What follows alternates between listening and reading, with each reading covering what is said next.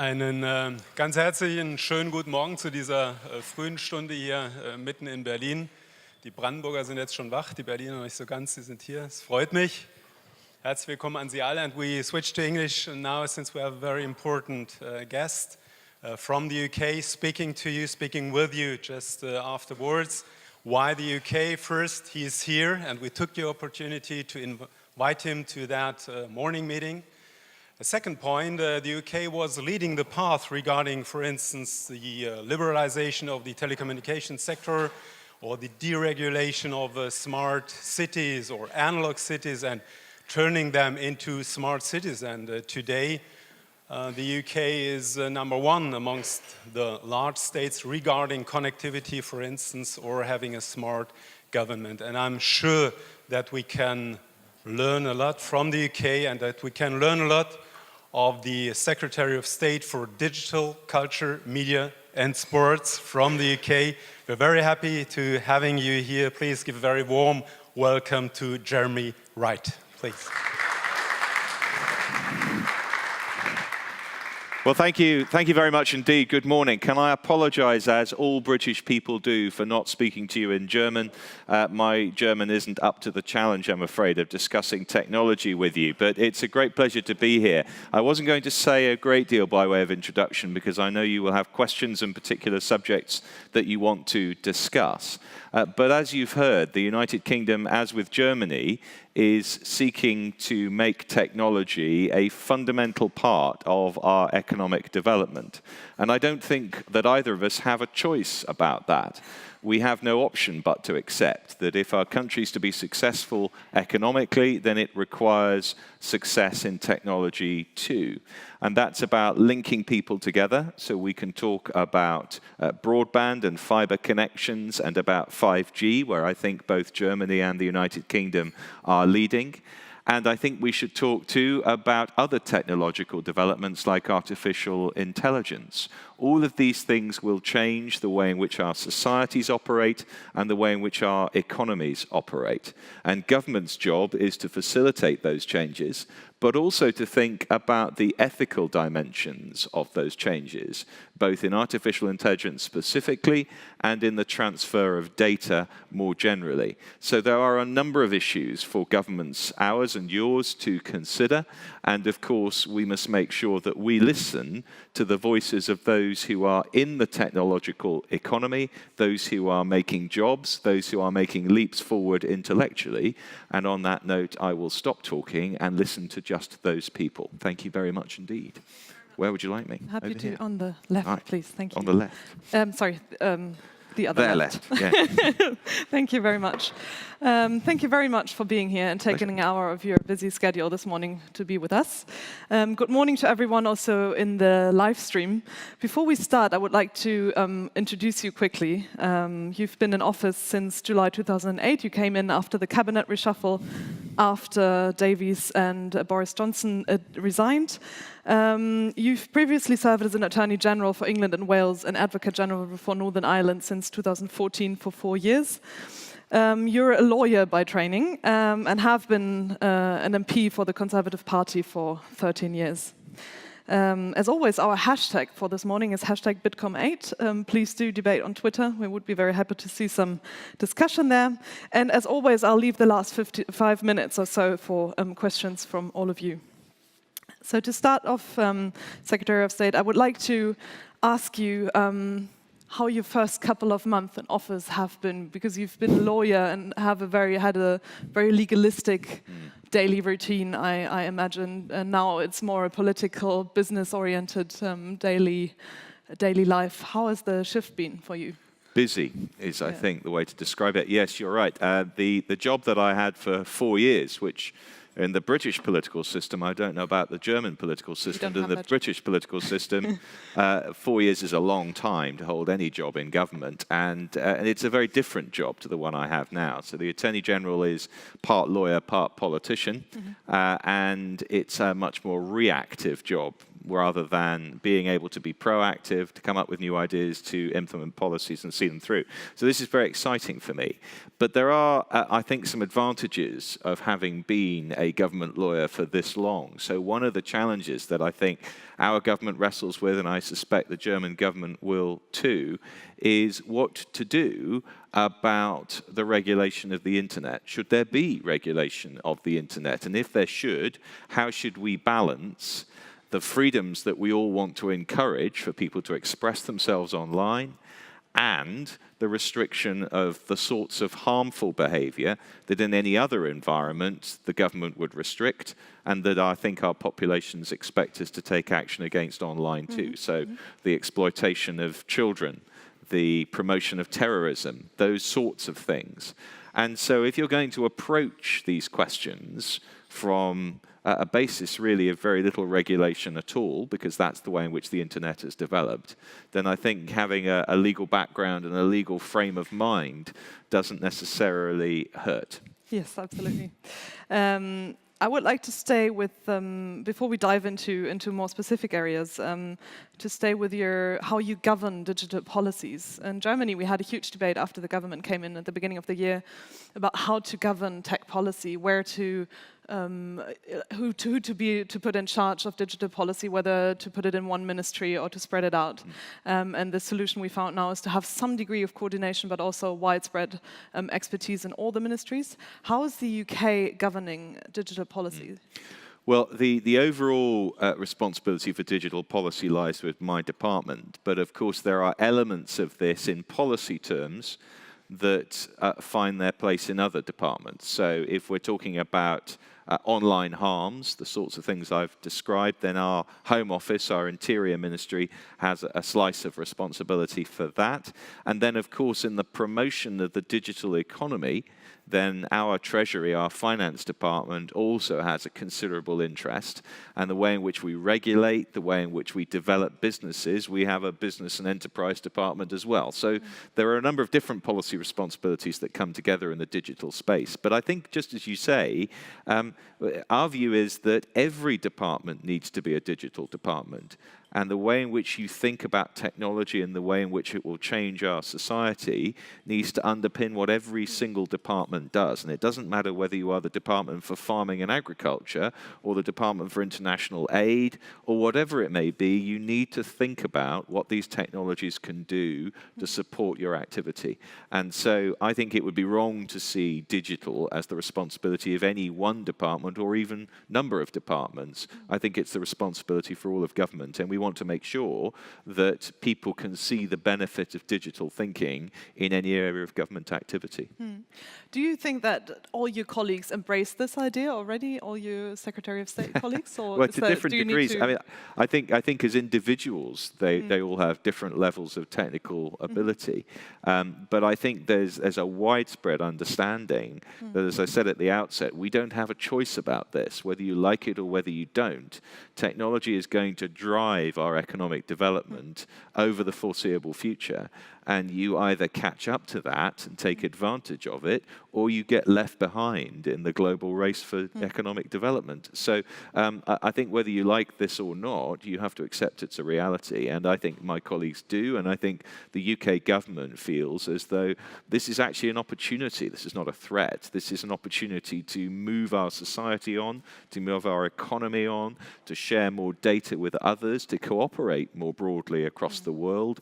You've probably heard there's a small matter of Brexit going on, but there is still, I think, a clear intent and willingness in the UK to work together with others. And I think it's our job throughout this process, particularly perhaps, to stress that we might be leaving the European Union, but we still want to cooperate with others. And technology gives you a very good opportunity to do that. Absolutely, yeah. So that sounds like technology or tech policy is quite high on the priority list in the UK, and that the government embraces the idea that tech can change our economy to the better and make us successful, more competitive in the future. In Germany, there's always, if we debate about digital innovations, about how it changes our lives, about how it changes how we move around from place to place, our health system, so on and so forth. the debate tends to be quite pessimistic and risk-focused often. How's that in the UK? We always think that you're really pragmatic and business-prone, but how true I is think that? it's interesting. I mean, again, I don't know how it is in Germany. I suspect similar. But if you ask people, is technology a good thing? They might say, in principle, yes, it is. Do I think it's part of our future? Yes, I do. But then if you start to think about some specifics, people get more nervous. And I mentioned artificial intelligence, and I think this will be a large part of the conversation about technology over the next 10 years or so. And it seems to me that if you take the average person in Britain, they would say, artificial intelligence, right. So I've seen the Terminator movies. What you're telling me is that sooner or later the robots are going to take over, and that is a terrifying prospect. And if it's not that, then are you telling me that the development of artificial intelligence will put me out of a job? Will it take over some of the areas of employment that currently people rely upon for their income? And interestingly, in my country, I would say number 3, though perhaps in Germany it's higher than that. People would express concerns about the amount of data needed to flow in order to make artificial intelligence as effective as it can be. And again, interestingly, in the conversations I've already had in Germany about this, my sense is that those concerns about data are higher here than even they are in the United Kingdom. But they are there and they need to be addressed. And so I think developing these kinds of technologies, AI being a good example, with a keen eye on the ethics, a keen eye on the regulation, the approach that we take to ensure people are protected, as well as the development of these new and exciting technologies. I think it's going to be very important to retain public support for what we all believe are necessary changes. But is that a more vague or blurry fear on behalf of the society, or is it, do you really face public resistance against, for example, electronic payments, which is a huge, one of my favorite examples in Germany, which really shows that we're oftentimes very afraid and resist against change. We pay cash mostly, and there is a lot of resistance against electronic payments. And I know if you move around London, you don't need any cash at all. Yeah, well, certainly I don't think there's the same resistance as what you're describing. I think people nonetheless have concerns about security.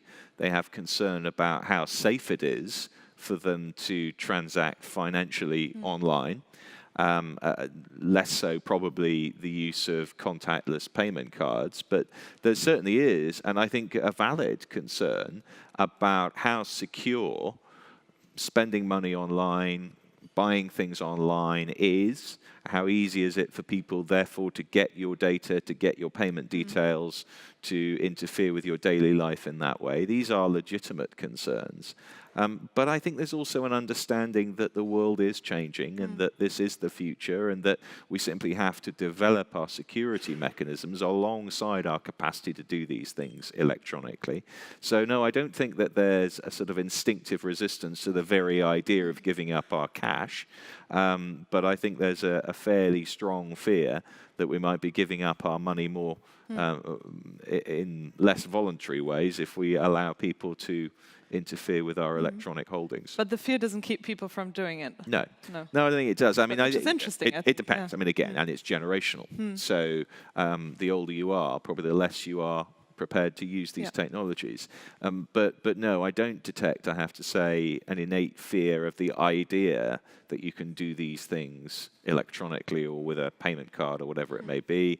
But I think people do expect that banks, financial institutions, and governments have thought through the security consequences of more and more online transactions. Is it only a generational thing, or also a thing of where you live in the UK, like a more rural area, say Peak District or London? Does that differ?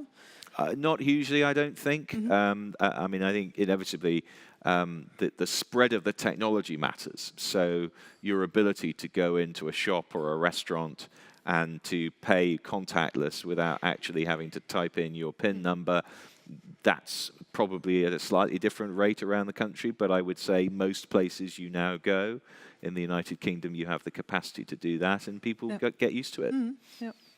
The UK published a digital strategy in March 2017. What are the main sort of issue areas tackled by that?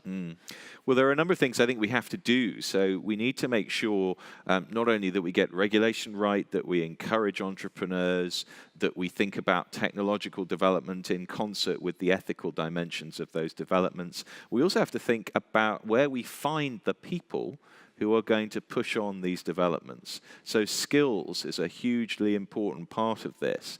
And I suspect, again, this is true in Germany too, that it's very hard to find people with the skills you need in a technical business to actually bring on the technology you want to develop. So we need to think, I think, in our strategy about how you bring on people through education, through training, through higher education, to make sure that we've got the people we need. And you can't do that overnight. So you can't simply magic up people who've had the education, who've gone on to higher education, who have master's degrees, who have doctorates. All of these people contribute to the development of a technological economy, and we don't have enough of them. And I think nobody has enough of them at the moment. So I think skills is a hugely important component of this. So what do you do concretely to get people into STEM-related study areas, and what do you do to keep them digitally literate throughout their careers? Yeah. Well, we're doing it, and I think there's been a clear focus over the last 5-10 years, perhaps, on the development of more STEM subjects in the core curriculum at UK schools. But actually, it's interesting, when you talk to people who are in the creative industries more broadly and in the tech sector more specifically, they will often say among the things they're looking for in new employees is creativity. So not just the understanding of mathematics and science, but also the ability to think creatively. Because in the end, these technologies are developing creatively. So I don't think we should lose sight of the need to make sure that our education is balanced. It isn't all about maths and science, but it's also about creativity and the ability to think inventively about how you will find new solutions to our problems. So I think that's a key element as well, which we shouldn't lose sight of.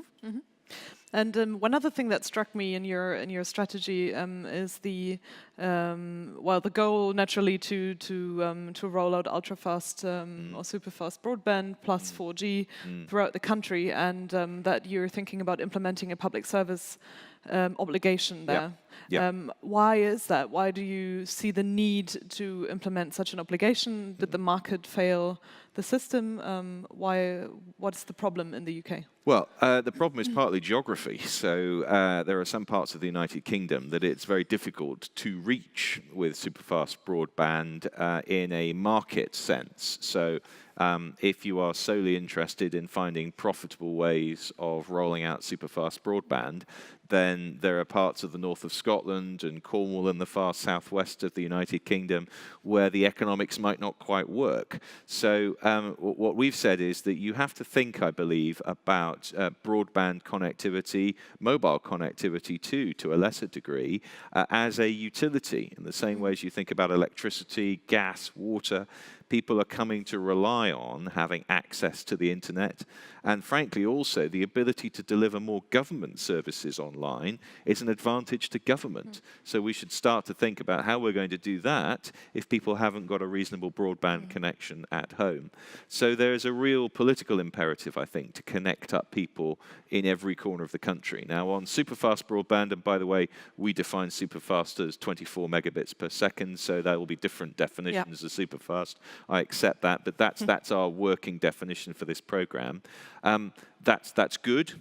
Our universal service obligation that you mentioned actually is 10 megabits, so we think that's okay for now. But I think neither 10 nor 24 is going to be sufficient for the likely long-term future need. And so the next phase for us is to think not just about the rollout of superfast broadband, but to think about a fiber network. Because it seems to us that a fiber network is what you really need to future-proof your systems, to make sure that whatever new technology brings us the capacity to do, our infrastructure can carry it. So having a fiber network we think is very important, and that's where we will go next, to seek to roll out fibre to as much of the country as we can by market mechanisms, and then to look to supplement that with some form of other system that enables people to access this fibre network if they can't get it through the market. And then I'll also say that in terms of mobile connectivity, 4G is great, 5G is better. And so we should be thinking too about a 5G network, and there is an interaction, though I reached the limits of my technical understanding on this quite quickly, but there is, I think, an interaction between a full fibre network and a 5G network, which will enable us to reach more places by a combination of the two. So I think, you know, we're proud of the fact that we've reached 95% of premises now on a super fast broadband program. That still leaves 5% without that level of coverage. But I think we now need to think about future-proofing the system with fibre and with 5G and reaching as many people as possible with those. And one of the other key challenges aside having a great broadband infrastructure is to get our companies to get digital, to shift their business models from analog to digital, to embrace new technologies. And for that, setting up ecosystems in which these businesses can flourish is, of course, imperative.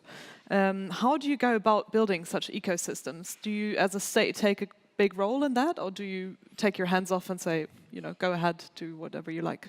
Well, I mean, there is a large infrastructure component to this, of course. So if you are a company that knows you have to do more online, you want to trade more online, you want to interact more online, you require a broadband service that enables you to do that. So some of this is about making sure that people have got access to the systems they need to perform in the way they want to digitally. And in terms of other ecosystems, then I think it's about making sure people have the necessary support from government and, of course, that they have access to the right people. And so, again, it comes back to skills. It comes back to a flow of people in the economy who can go into a company and help them become more digital.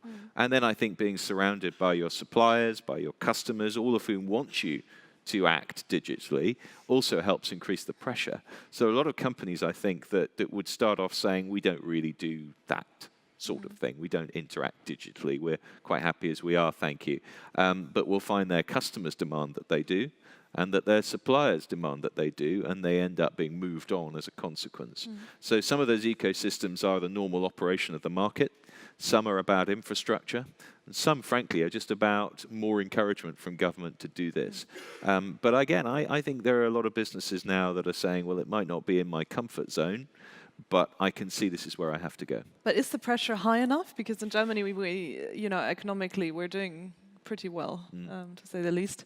And some people are saying we need a crisis to, you know, to really get our businesses to feel the pressure to shift their business models. Is that something you're feeling in the UK too, or is the pressure? Well, I think we don't perhaps feel it in quite that way, but I think what we would sense, and I'm sure is sensed here too, is that success for now is great, but you have to think about future success too. And the economy doesn't stand still. And there are lots of examples we can look at of countries and industries that have been tremendously successful, but have failed to notice that the world has changed around them, and they haven't caught the next wave and enabled them to become successful in the future.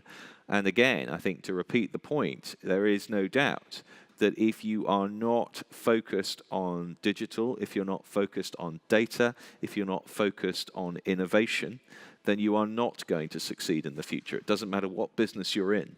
So this is a matter of saying to all businesses, you might be doing well now, and that's great, but you need to think about how you will stay doing well in the future as the world changes around you. And across Europe and across the world has perhaps never moved faster than it's moving now. And I don't think businesses have failed to notice that. They might not have a clear sense of how they should respond, but I think there are a few that don't realize they have to respond and to think about where the future will take us and how to do business in that new world. You alluded to a faster changing world. How do you keep up regulating then? Or how do you keep your regulations up to date? Because they often stem from the analog age as as we say here, from 20, 30 years back. But how do you get them into the digital age? They do, and it's very difficult, and regulation has always lagged behind, I think, innovation. But one of the things you do is, as these new technologies develop, you start to think about regulation at the same time, rather than retrofitting it to the technology. So AI is a good example. So we will have in place what is called a Center for Data Ethics and Innovation, and the title is not accidental. The ethics and the innovation are both important. And if the ethics go along with the innovation, then you have a better chance of a regulatory structure that works with the technology rather than fights against it. And so I think the opportunity we have here with brand new technologies that are certainly developing fast, but are developing from a very low base, is that you have the opportunity to develop the regulatory structures alongside them. That makes it more likely that they will keep pace, more likely that they are relevant, and frankly, more likely that they are not unduly restrictive, because what we also need is regulation, certainly, that keeps people safe, that deals with their major concerns and keeps the market working properly, but not regulation that stifles innovation, that stops people moving forward in a way that we all want them to. But I think developing it in tandem with, at the same time as, the development innovation is the right way to do it. Yeah, I absolutely get the idea that ex ante or parallel regulation is better than doing it before it actually happened and preventing innovations. But what about regulations? Or do you feel you have any laws that keep these new trends from happening already? For example, in Germany, we have laws that regulate our public transport, and they kind of prevent new services, on-demand services, to come in because they are so restrictive and so adjusted to our public transport system at the moment. Well, I think that one of the potential difficulties is how we handle data. So many of these technologies, artificial intelligence being a good example, but not the only one, rely on the free flow of data.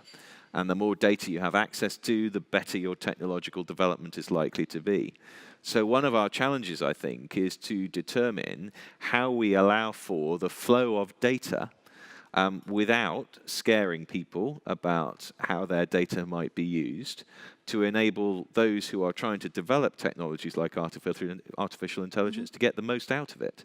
That is a real challenge because people are legitimately concerned about their data. I think particularly here in Germany, they're particularly concerned about that. And we need to work out how it is you square access to data, which is what you need, I think, to take artificial intelligence as far as we want to take it, with the need to protect that data and ensure that people's privacy is protected. So these are the challenges, no question, and I think they're the potential bottlenecks on the development of technology. And of course, because people don't always trust governments, don't always trust companies, they need some persuading that there are huge advantages to the free flow of data in this sense. And of course, one of the things also that we in the UK have to think about is, post our departure from the European Union, how will that free flow of data be maintained? Because it's of importance to us and to other countries. For example, I think it's about 7 billion euros worth of export business from Germany to the UK that is digitally dependent on data. So it matters to all of us that that free flow of data continues. How do you see that happening, though? I mean, you're going to speak to a couple of German politicians later on today. What do you tell them? Do you have the feeling that they're fine with having what it's called adequacy agreement post-Brexit, or do you think they're rather hesitant and they're still sulking that you're leaving us and well, they no won't one's let still you sulking. I think that that what we want is something more than adequacy. What we want is a close working relationship on data as we do on other things. I think this is one of the things that isn't easy to understand. That the United Kingdom has decided it doesn't want to be part of the European Union anymore, and that's the decision of the British people. That isn't going to change. But that doesn't mean that we're not interested in close cooperation across a whole range of things. And frankly, if you're talking about the digital economy, it's a little bit pointless to say that the United Kingdom will be over here and the European Union will be over there. Businesses interact between the two of them, as do customers, and these technologies are not going to stop at the English Channel and say, well, this is the UK, this is the EU. So we've got no choice but to cooperate, and it's sensible to cooperate. Now, if we can't have a broader, deeper relationship on data, then an adequacy decision is what we will require. The issue, I think, for us is that an adequacy decision, for example, in a scenario where no deal is reached between the United Kingdom and the European Union, not something any of us want, certainly not something that the UK government is working for. We're working for exactly the opposite, a good deal for both of us. But if it were to happen, then we would still wish to see the free flow of data on the day after our departure from the EU at the end of March next year, as it is now. And so an adequacy decision needs to come quickly in that scenario. And one of the things that concerns us is that we need to persuade the Commission, and we hope we would have the support of others in persuading the Commission, to think about that adequacy decision as soon as possible, so there is no gap between the point at which we leave the European Union and the point at which we have measures in place to enable the free flow of data. Now, that is perfectly achievable because, of course, we're in the unique position that right now, how could our data protection be anything other than adequate? Because we do it exactly the same way that you do. We're all subject to the same rules at the moment, and we have no intention of changing that. So the GDPR, which covers data protection, we've implemented into UK law. We don't intend to take it out of UK law. So that's the system we'll be using. But I think the problem there is that the EU, as soon as you leave it, looks at other issues next to the GDPR and how you implemented that. They look at security issues and other things. So that will be reassessed in a way. So there might need to be some adjusting on your part as well. Yeah, there may well. And of course, the security relationship that we wish to have with the European Union will also be a close one, and one where there's mutual dependence. So the intelligence product that comes out of the United Kingdom is very considerable and of benefit, we would say, to the whole of Europe, and we don't intend to hold it back.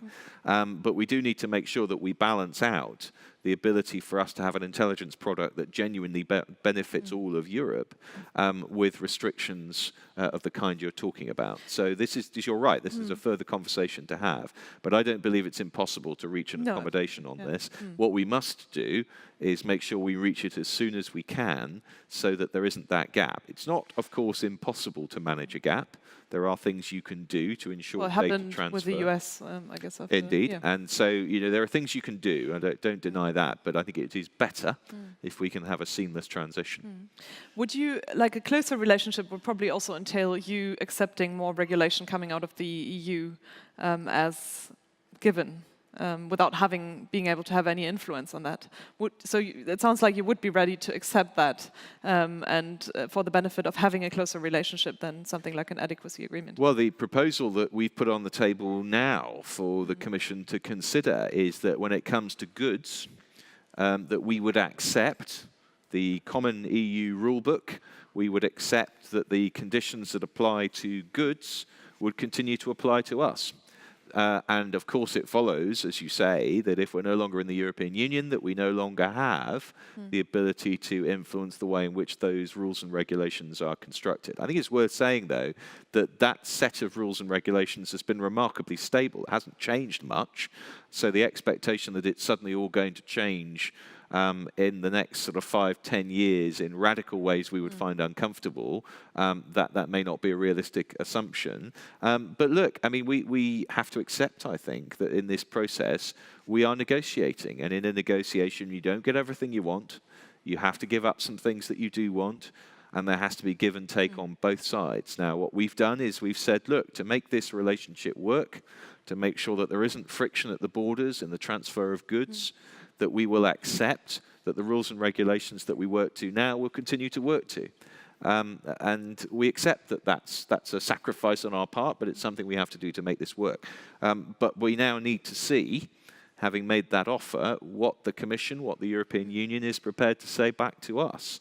And one of the difficulties with where at this precise moment in the negotiations is it's not clear what the detailed, constructive response is going to be to what we've put on the table, rather than simply saying, well, you can't have that. We need to have, I think, a better understanding of exactly in what way we need to move the negotiation on. Turning away from Brexit, I have one last question on. I was trying to avoid it for a very long time, actually. One question on AI. Is the debate on having an explainable AI, transparent algorithms, or transparency in algorithms, is that a debate you're having intensively in the UK, or do you more focus on the areas of application of AI services, based services? I think that we are still at the beginning of our understanding of AI and what the public will think about AI. I was in Paris last week and had a very interesting conversation with Cédric Villani, who you will know is in France a leading thinker on artificial intelligence, and he particularly is interested in the workings of the black box, as he describes it. So you ask the AI model a question, you get an answer, but do you really understand how it's reaching the conclusions in between? And I think we do need to offer some reassurance on that, because the public need to accept that there isn't inbuilt prejudice in the models, the algorithms that are being used, which produce strange answers or answers that aren't as helpful to us as they could be. So there is a need, I think, for us to explore that a little. But in the end, I think what we require is the clearest scientific explanation of what is happening, a clear understanding what the limitations are here. So going back to the Terminator movies, I think the idea that that's where artificial intelligence is taking us anytime soon is absolutely science fiction. And people need to understand that that's not what's being talked about here. But we do, I think, need to be clear in our explanations of what we are talking about, what artificial intelligence can do. So the approach we've taken in the UK is to say, well, look, let's start with things that people really care about. So let's start with, for example, healthcare. So what our Prime Minister has said is, in relation to the development of artificial intelligence, let's focus our inquiries on things that can produce real progress and in areas that people are interested in seeing progress in. So why can't artificial intelligence be focused on the analysis, the diagnosis, and then hopefully treatment of certain medical conditions? We can do that with this technology, and I think people will start to see the benefits if we do. Will regulatory sandboxes be part of that development? Or it's something we're discussing in Germany as well at the moment? And they exist. So in the UK, we do have that approach. Especially for fintechs at the moment. Especially for fintech. So for 2 years, if you are a fintech company, the Financial Conduct Authority will essentially give you more latitude than it would give to other companies. Now, that's not unlimited, nor should it be.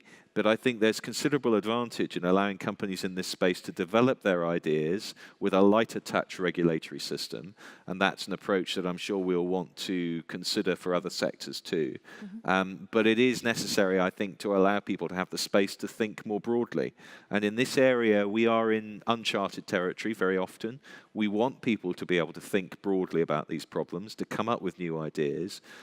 Regulation is designed to make sure that it stays within the necessary parameters. But as we were saying earlier on, it's not the kind of regulation you want, the kind that says we will stop you from thinking new thoughts. That is exactly what we're trying to avoid. Perfect. With that, I think we can turn to the audience. I'll just get a microphone for any questions you... thank you very much. Stefan. Good morning. Thank you, Secretary Wright, for being here with us this morning. My name is Stefan Heumann. I work for a think tank, Stiftung Neue Verantwortung, that works on the intersection of technology and public policy. I have a whole lot of questions for you, but I'll just pick one. Sounds like you might have a whole lot of answers for me. The nature of the topic, just I think none of us has really good answers at this point. But so one topic that you haven't touched upon, and you're also Secretary of Culture, And a lot of public discourse has, of course, also shifted to digital and to social media.